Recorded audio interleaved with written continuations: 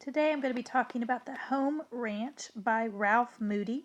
This is part of what I call the Witches series of books. It's book 3, and this is one of my favorite series of books. Mainly, the characterization in this book is just phenomenal. Um, and the character change and things. I'll show you why in a minute. But your protagonist is Ralph Moody in this book. Let me get a different color. And I think he's around 12 years old, and his dad has died, and he is going to work on a cattle ranch, driving cattle and things like that all summer to make money for his large family without a father figure. And so in this book, we have another character which is named Hank.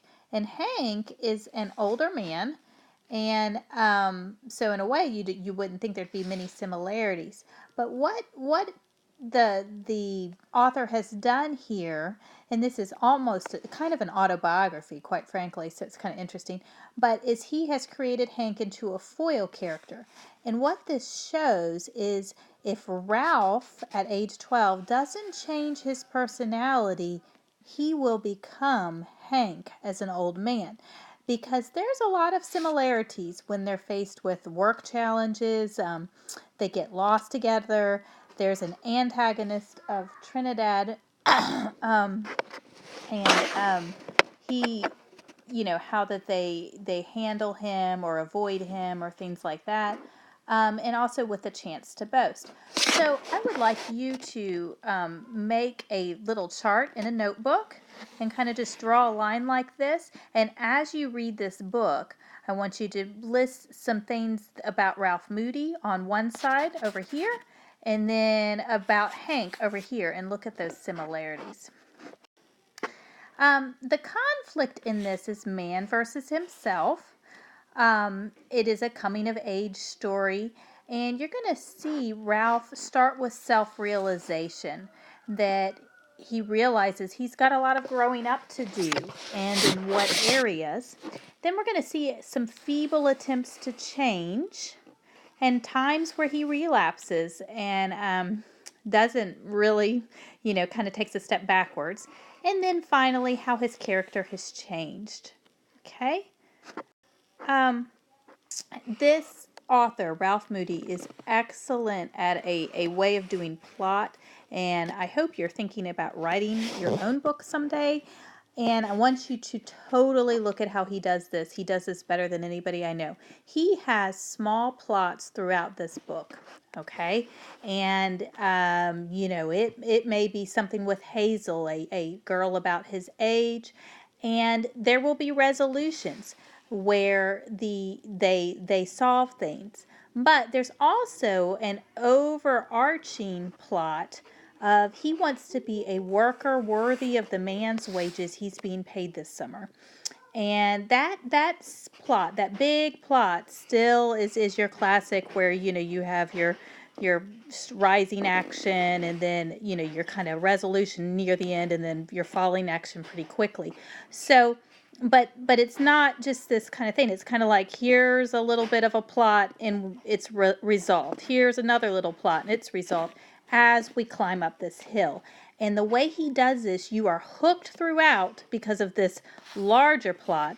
But at the same time, you are learning many different things from all the small plots. Great. Okay, themes.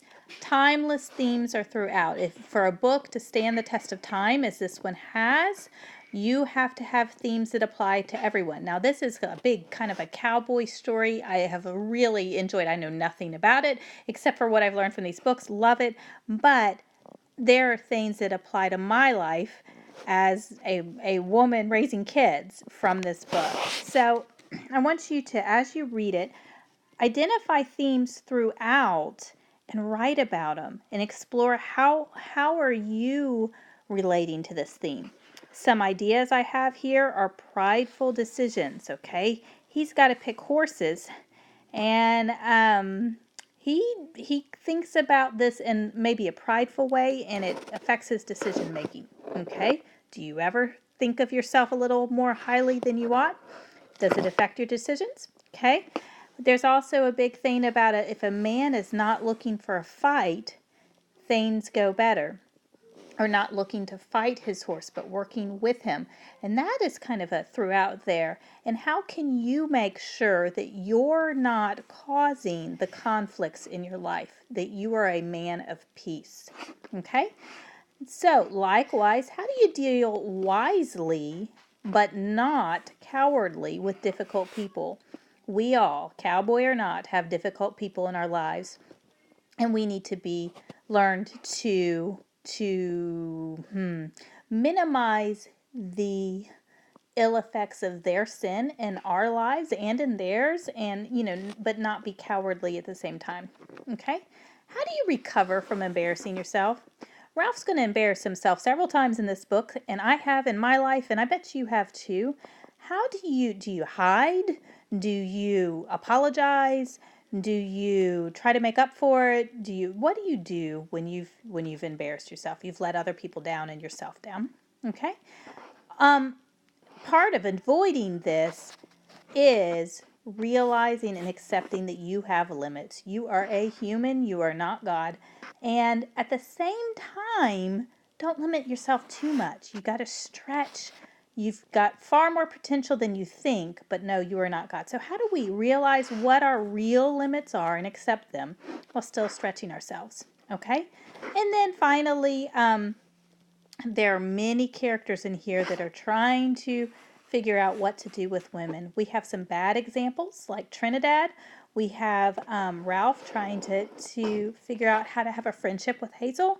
We have Sid trying to figure out how to court a young lady and that sort of thing. And it is very important to learn, how do we understand these people that are different from us and treat them with the respect and things that they deserve as a human created in God's image that's created differently, and how do we relate to them? So I hope you enjoy this book as much as I did, and hope you have fun writing and talking to your parents and others in your book club about it.